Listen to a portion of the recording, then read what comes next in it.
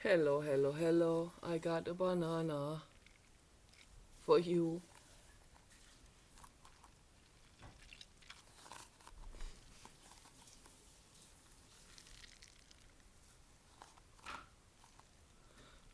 Nice banana.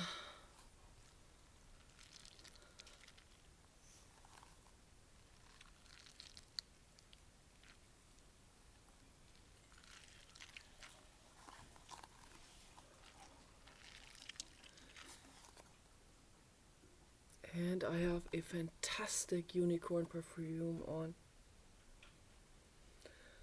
by Versace called Yellow Diamonds.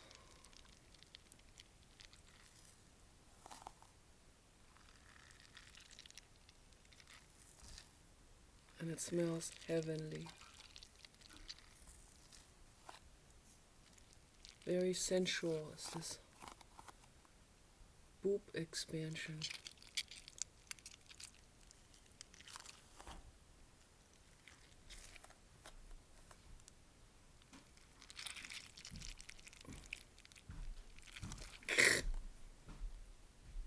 And I have, on the other hand, I have Versace Dylan Blue. And this one has banana in it. A lot of banana. Dylan Blue. It is a fruit salad with lots and lots and lots of banana.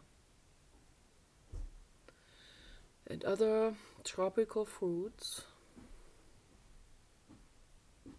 Very tropical. Dylan Blue.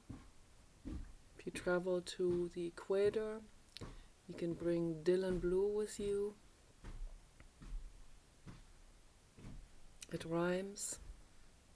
If I ever go to the equator, I will bring Dylan Blue for you.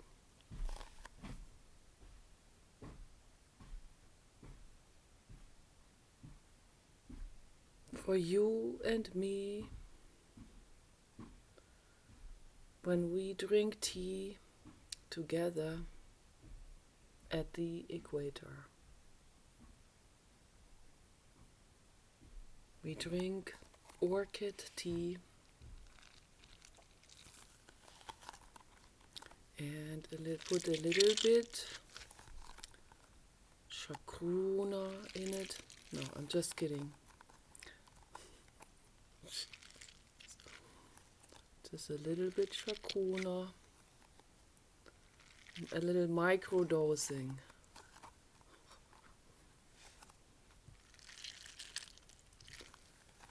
A little microdosing of DMT in your tea.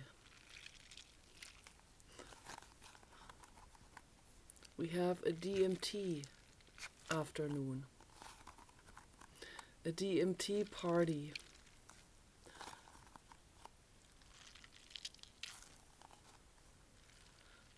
Oh, this is absolute heaven.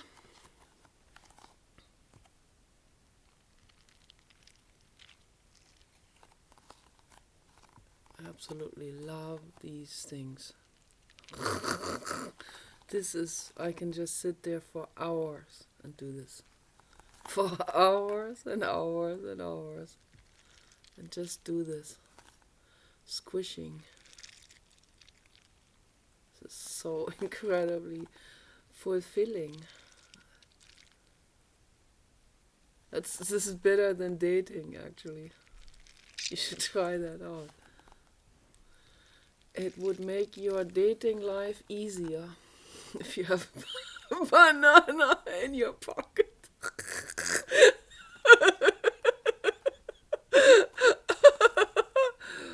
No, I did not drink alcohol.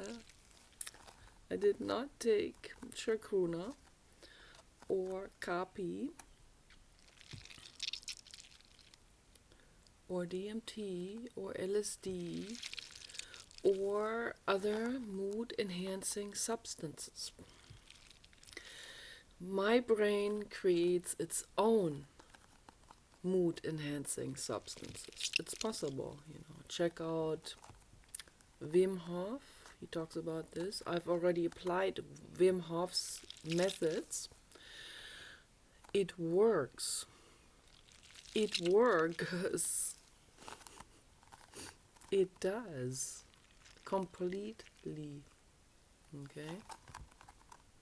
It really works. You think it doesn't work. You think like, because we're so conditioned to think that, oh, how can a visualization, change my chemistry? It does. Totally. It totally does. It takes a little bit practice. It takes a little bit patience. Yeah. It takes meditation. You sit down, you drop your entire storyline just for a moment. Drop the entire storyline.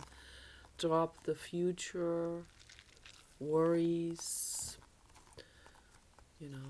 all the chess game, the social interactions, the social chess moves that you want to play. Drop it. Breathe. Look at your banana. Squish a little bit.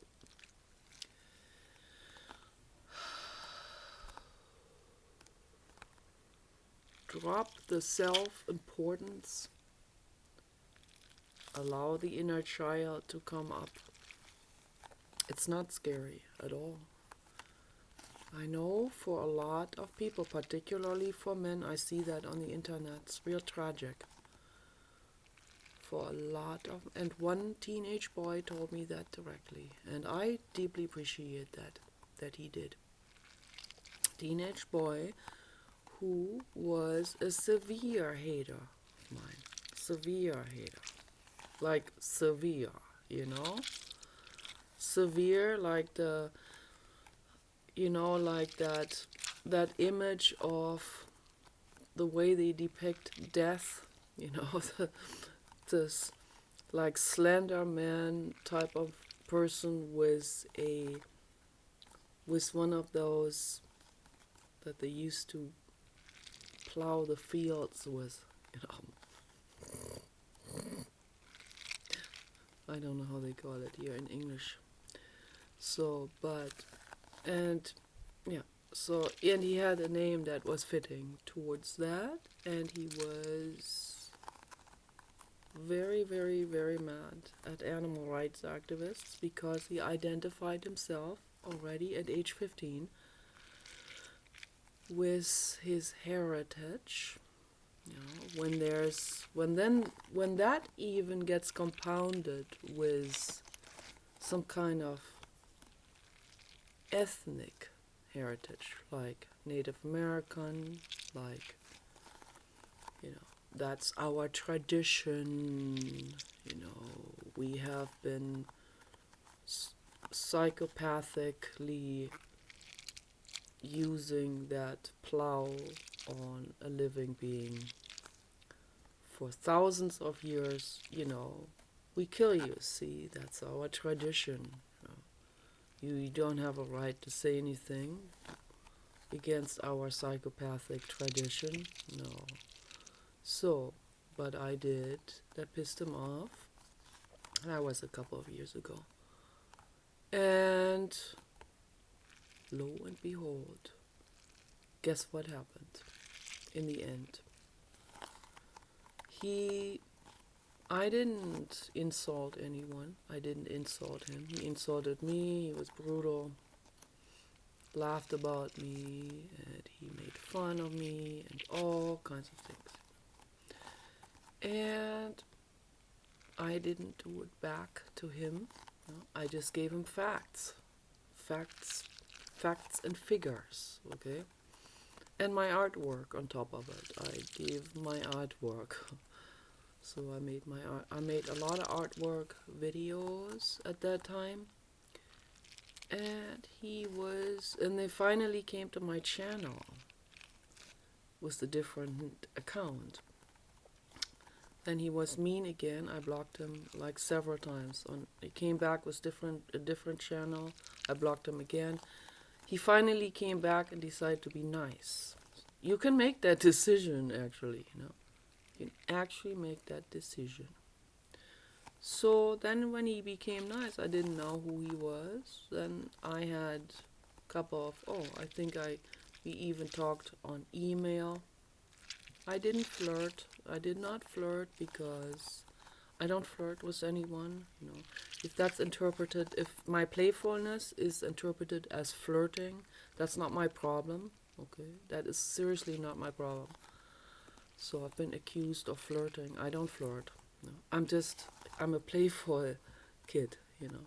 So, and not every fruit has to be interpreted in some other way. So, not everything has to be sexualized. I don't, okay? So, but, you know, I give education, you know, I inform people. And he appreciated that. And then he finally said that he's the same guy. And he said, please don't block me again. And I said, I don't need to block you because you finally decided to be nice to me. So, and to hear me out and to hear the story of how the animals are feeling, you know, when they're having their necks cut, or when their babies are butchered in front of their mothers. So how that feels. So I explained that to him. So he finally loosened up his defenses, his identification, his heritage, all of this. He left it behind for just a moment.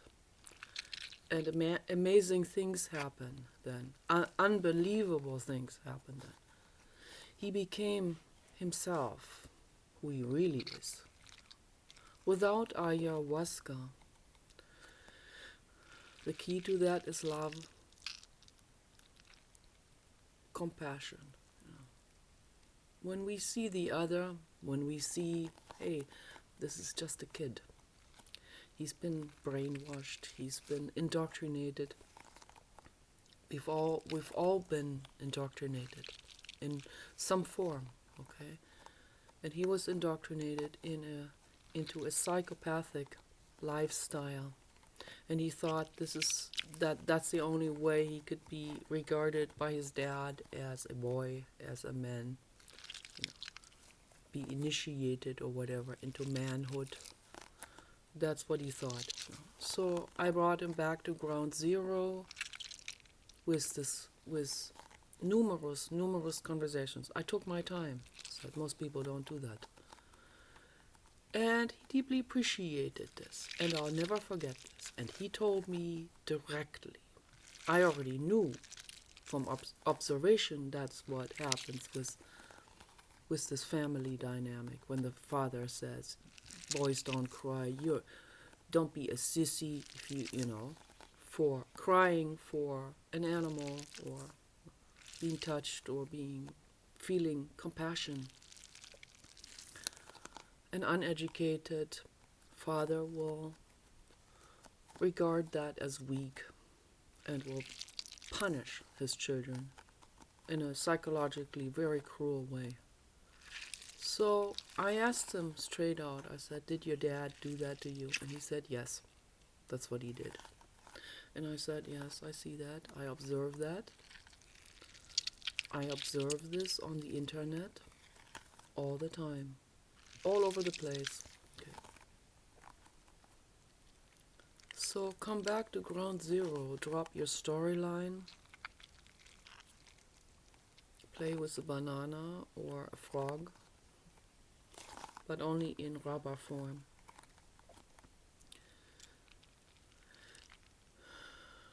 If you play with a real frog, be gentle.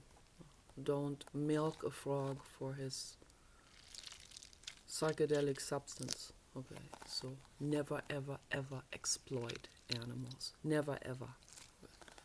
People do all kinds of things. It's horrible. Well, that's why I make these videos, because I'm just simply afraid for the animals and for all beings. So let's make the world a better place. Become you, your inner child. Okay, That's who you are, and that's precious. Okay? You guys take care. Bye bye.